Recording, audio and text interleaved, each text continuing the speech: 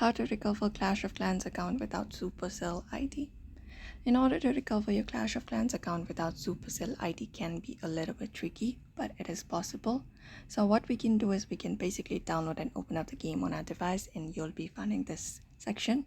You can go ahead and find the settings icon on the right hand side of your screen and open it up. Once you open it up, here you will be finding your Supercell ID connected. So what we need to do first of all is disconnect it. So you can tap on open and open up your Supercell ID. From here, this opens up. Go to the settings icon and tap on it.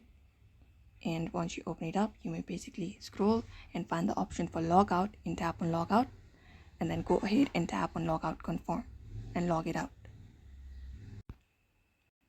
After you are logged out, you can select this option called play without Supercell ID and tap on it.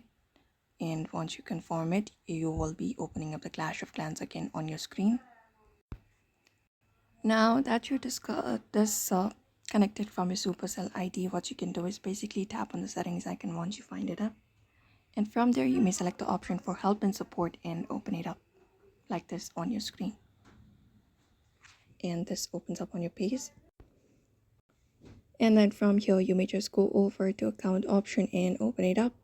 And from account, you may select the option for recovery account, tap on it. And you may just go ahead and select the option why you would like to recover your account, your Clash of Clans account without Supercell ID. So you can just go ahead and tap on I've lost my account access or something like that. And you can just go ahead and confirm the process. And if there's any option to go ahead and contact them, you can directly contact them from here or go to the support page. And you can even look out for contact us option on the screen. And you can tap on leave a message.